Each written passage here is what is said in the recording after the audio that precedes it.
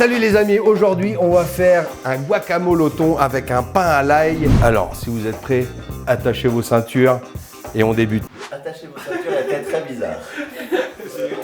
Pour ça, on a besoin d'un beurre pommade, ça veut dire que c'est un beurre, voilà, qui est tout mou.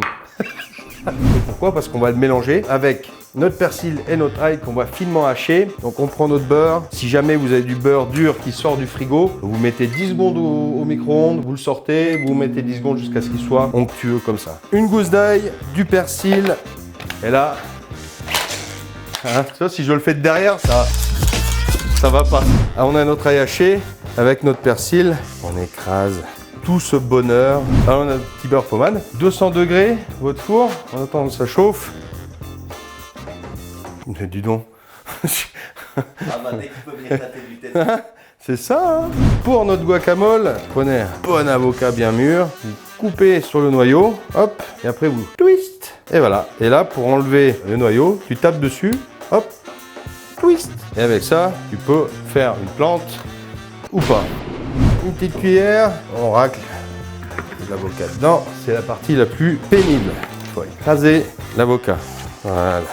Du citron vert pour stopper l'oxydation de l'avocat. Demi-citron, vous pressez à votre goût. T'en veux plus, t'en veux moins.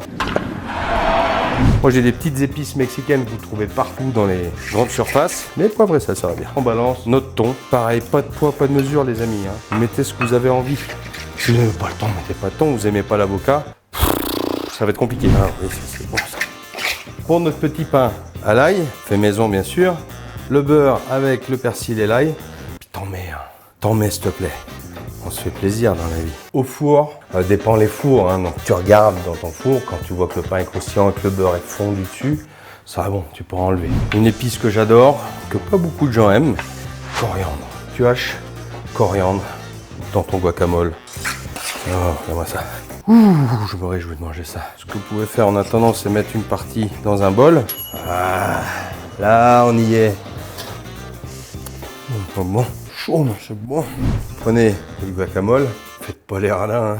Faut en mettre. Tu t'en mets, tu t'es content. Déco, tu peux mettre ce que tu veux. Moi, regarde, je vais mettre un peu de radis, hein, quelques petites décos comme ça, tu t'amuses un peu. Voilà nos deux petites variantes. Variante 1, la tartine, ce que je vous conseille de faire à 100%. Variante 2, le guacamole que j'avais mis de côté, qui peut vous servir avec des bonnes petites chips. Ou si vous voulez présenter un truc sur table, prenez une petite noisette, mettez ça dans une petite feuille d'endive.